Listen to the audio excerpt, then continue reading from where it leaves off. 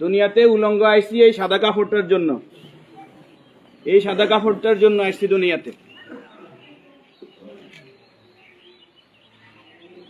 পুরুষ মানুষ ঢাকার দরকার নাই, সাদা কাফন দেখলে অন্তরের মধ্যে কি আসে?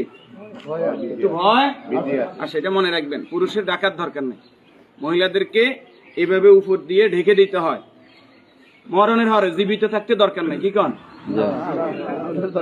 আমার মেয়ে, আমার স্ত্রী, আমার বোন, আমার মা বেপরদায় চলে, আমরা হইলাম দায়ুস। ওই পুরুষ দায়ুস যে তার স্ত্রী সন্তানকে পর্দা করায় না। আপনি থাকতে আপনার স্ত্রী কিভাবে ফেরিওয়ালার সামনে যায় আলু ফ্রাইস কিনে? আপনি দেশে থাকতে, আপনি এলাকা থাকতে আপনার স্ত্রী কিভাবে মার্কেটিং করে যায়, এভাবে বাজার সদাই করে? আপনি পুরুষ কেন পর্দার ব্যাপারে সচেতন নয়? আপনার উপযুক্ত মেয়ে ওড়না ছাড়া ঘর থেকে বের হয় কিভাবে?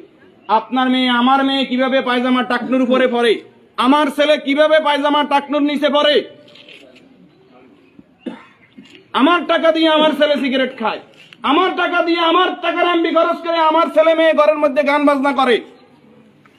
আপনি পুরুষ উদাসীন, আপনার খবর নাই। খোদার কসম, দায়ুস ওই পুরুষ যে পুরুষ তার পরিবারকে দিন শিক্ষা দেয় না, কোরআন শিক্ষা দেয় না, পর্দার কথা বলে না।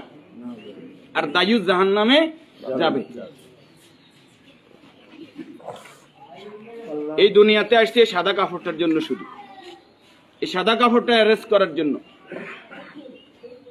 কিন্তু এই সাদা কাপড়টাও নিজের টাকায় কিনা হয় না, নিজের টাকায় কিনা হয় না, আত্মীয় স্বজন কেউ না কেউ। আমরা অনেক সময় শুনছি যে 3.5 হাতের মালিক ছাড়া আমি ন, আমি নিজে 8-10টা কবর এইভাবে দিছি যে উনি যে জায়গা দেখাই গেছে এই জায়গায় কবর দিন, আর জায়গা দিছি আমাদের বাড়িতে। কথা কি বুঝতে পারছেন?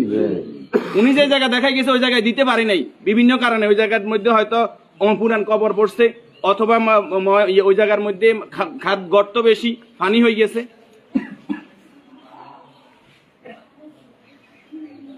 তাহলে আমার শেষ জায়গাটাও আমার নির্দেশনা মতো হয় না, পরিবারে যারা আছে তাদের নির্দেশনা মতো হয়।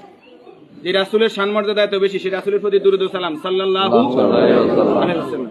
সম্মানিত উপস্থিতি, আল্লাহর গোলাম চেহারাতে বলতেছে অবশ্যই নেককার পরেজগার ছিল। আল্লাহ তাআলা ওনার জীবনের গুনাহগুলো মাফ করে দেন, আমিন। যে নেক আমলগুলো করেছে, দান সাদাকা করেছে, এর বদৌলতে কবর, হাসর, মিজান, ফুলসিরাত আল্লাহ কি করে দেখ, মাফ করে দেখ।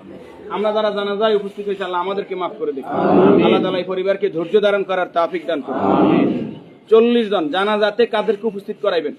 আমাদের কত বলবো, বলতে আর বলতে মনে চায় না। সব জানেন কিন্তু আমল নাই। আপনি জানেন যে আত্মীয়তার সম্পর্ক নষ্টকারী জাহান্নামে যাবে, আপনি নিজেই সেই সম্পর্কটা বারবার নষ্ট করেন। আপনি জানেন যে